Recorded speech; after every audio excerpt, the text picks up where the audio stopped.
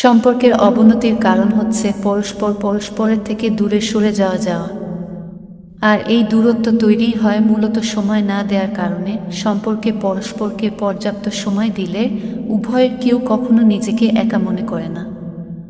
আপনি যখন সম্পর্কে থাকা মানুষটাকে সময় দিবেন, কথা বলবেন, তবে তার বিষণ্ণতা, মন খারাপ আর একাকিত্ব এমনিতেই দূর হয়ে যাবে। মানুষ তখনই নিজেকে একা মনে করে যখন সম্পর্কে থাকা মানুষটা তাকে সময় দেয় না। মানুষ সম্পর্কে জড়ায় নিজেকে ভালো রাখতে, আর সেই সম্পর্কই যখন তার খারাপ থাকার কারণ হয়ে দাঁড়ায়, তখন সে হতাশায় ভুগতে থাকে।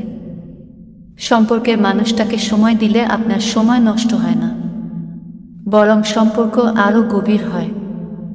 আপনি নিজেই যদি উদাসীন থাকেন, সম্পর্কের মানুষটার অসহায়ত্ব বোঝার চেষ্টা না করেন, তবে সে আপনার সাথে কেন সম্পর্ক রাখতে চাইবে?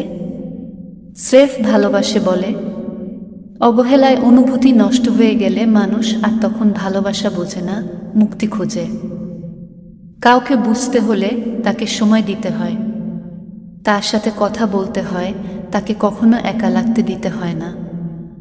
সম্পর্কে আপনি যতই যত্নবান হন না কেন, যদি সামান্য সময়টুকু সম্পর্কের মানুষটাকে দিতে না পারেন, তবে আপনার সমস্ত প্রচেষ্টাই একটা সময় পর বৃথা যাবে। মানুষ যত্ন চায়, সম্পর্কের মানুষটার কাছ থেকে সময় চায়। আর যদি সম্পর্কে থেকেও সে দুটোর একটাও না পায়, ঠিক তখনই সে তার থেকে মুখ ফিরিয়ে নেয়।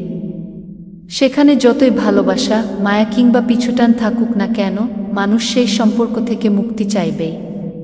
তুমি যাকে বোকা বানাতে পারো, সে মূলত বোকাই। তোমাকে বিশ্বাস করার চেয়ে তার জীবনের বড় বোকামি আর তো কিছু হতে পারে না। মানুষের সরলতার সুযোগ নেওয়া, মানুষের বিশ্বাসের অমর্যাদা করা, মানুষের দুঃসময়ে তাকে অস্ত্র হিসেবে ব্যবহার করার সুযোগ তুমি অহরহ পাবে, বিনিময়ে তুমি কিছু মানুষ হারাবে। পৃথিবীর সমস্ত সুযোগকে গ্রহণ করতে নেই। যে সুযোগ খুব সহজেই তোমার হাতের মুঠোয় চলে আসতে পারে, তা গ্রহণ করা কোনো অর্জন নয়। এমন সুযোগ বর্জন করাই মূলত সত্যিকারের অর্জন।